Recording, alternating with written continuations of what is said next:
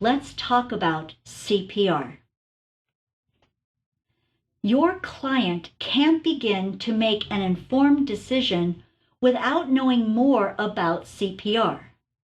I have given you 3 articles for you to share with your clients, and then they should share them again with their decision makers. What I'd like to demonstrate now is to show you how I discuss CPR and DNR, do not resuscitate, with families. The first thing I do is I ask the person or the family, what do you know about CPR? Here are the typical responses I get.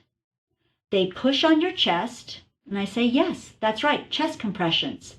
They blow in your mouth, right, mouth-to-mouth resuscitation. And then they start hesitating. About half the people will say, oh yeah, I've seen it on TV. They go like that and they use those paddles and jumpstart your heart. And I'm like, yeah, absolutely, they do that. And then I say, what else? And now I have a blank look. The only time people know what comes next is if they're already medical people.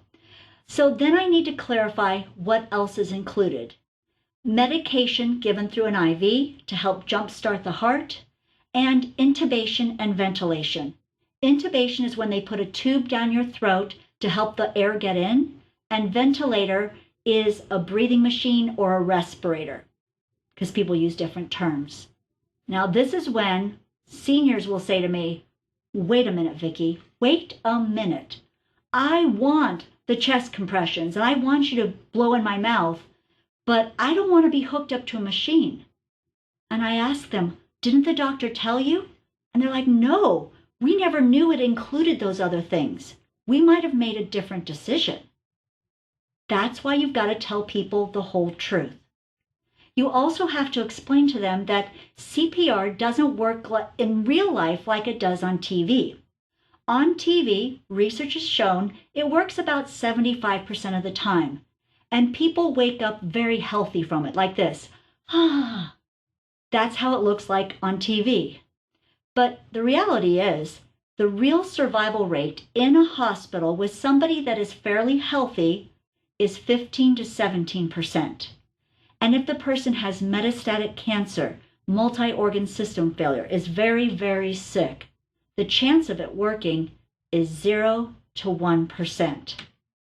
This is very different. The public thinks it works 75% of the time, but the reality of their loved one with metastatic cancer surviving CPR is 0 to 1, and it's really probably 0.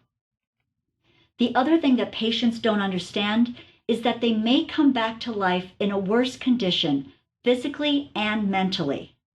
The 2 statistics that I share with people are the first 2 listed on the screen. I'm going to leave the other ones up there for a moment, but I don't usually use them because it's too much information. The first is leaving the hospital with your brain back to where it was before the code, 7%. What that means is 93% of the time after CPR, all of us, healthy or sick, will have some form of brain damage. 97% of the time you will have rib fractures. That's a lot. People know that they're going to break your ribs when they start CPR. Now, for someone who's healthy and it gives them a chance to come back and live their life, they're 15 to 17%, okay, I can live with some broken ribs. I want my CPR. But in somebody who's frail and old with osteoporosis, this is a terrible way to die. And that's the last thing I tell people about, that the way they talked about what is important as I die, they did their go-wish cards, none of that will be available to them if they die by CPR. CPR is when strangers are straddling you on the bed, pushing on your chest, your family is in the waiting room, and you're gone before people can say goodbye. That's not how most people want to leave this world. So you've got to tell people the whole truth, and they can choose what's best for them. I always remind people, I want CPR, I'm healthy enough, but the time will come when I'm old and frail, I don't want it. Now, after I've told people all of this, there are a few people that will still say, I want my 0 to 1% chance. I'm willing to come back with a terrible brain injury. Great. Thank you for telling me. Let's write this down so we make sure we honor your wishes. That's what this is about. Give them good information so they can make better decisions.